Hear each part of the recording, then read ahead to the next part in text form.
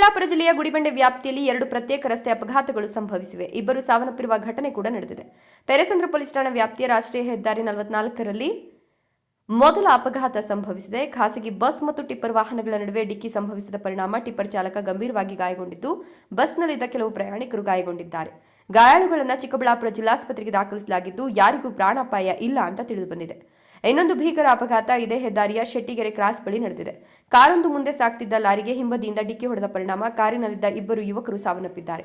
ಮೃತರನ್ನ 26 ವರ್ಷದ ಪವನ್ ರೆಡ್ಡಿ ಹಾಗೂ 23 ವರ್ಷದ ರಕ್ಷಿತಾ ರೆಡ್ಡಿ ಅಂತ ಗುರುತಿಸಲಾಗಿದೆ. ಗಂಭೀರವಾಗಿ ಗಾಯಗೊಂಡ 30 ವರ್ಷದ ರಾಜಶೇಖರ್ ರೆಡ್ಡಿ ಅವರನ್ನ ಬೆಂಗಳೂರಿನ ಆಸ್ಪತ್ರೆಗೆ ದಾಖಲಿಸಲಾಗಿದೆ. ಮೃತರು ಮತ್ತು ಗಾಯಾಳುಗಳು ಒಂದೇ ಕುಟುಂಬಕ್ಕೆ ಸೇರಿದವರಾಗಿದ್ದು, ಇವರು ಬೆಂಗಳೂರಿನಿಂದ ಅನಂತಪುರದತ್ತ ಕಾರಿನಲ್ಲಿ ಪ್ರಯಾಣಿಸುತ್ತಿದ್ದಾಗ ಈ ದುರ್ಘಟನೆ ಸಂಭವಿಸಿದೆ. ಡಿಕ್ಕಿಯ ತೀವ್ರತೆಗೆ ಕಾರು ಸಂಪೂರ್ಣ ಜಖಂಗೊಂಡಿದ್ದು, ಇಬ್ಬರು ಆಸ್ಪತ್ರೆಗೆ ಸಾಗಿಸುವಷ್ಟರಲ್ಲಿ ಸಾವನ್ನಪ್ಪಿದ್ದಾರೆ. ಮೃತದೇಹಗಳನ್ನು ಜಿಲ್ಲಾಸ್ಪತ್ರೆಯ ಶವಾಗಾರಕ್ಕೆ ರವಾನೆ ಮಾಡಲಾಗಿದ್ದು, ಸ್ಥಳಕ್ಕೆ ಪೆರೇಸಂದ್ರ ಪೊಲೀಸರು ಭೇಟಿ ನೀಡಿ ಪರಿಶೀಲನೆ ನಡೆಸಿ ಪ್ರಕರಣ ದಾಖಲಿಸಿಕೊಂಡು ಮುಂದಿನ ತನಿಖೆ ಕೈಗೊಂಡಿದ್ದಾರೆ. ಮಂಜುನಾಥ್ BS, ಈ ನ್ಯೂಸ್ ಟಿವಿ, ಗುಡಿಬಂಡೆ.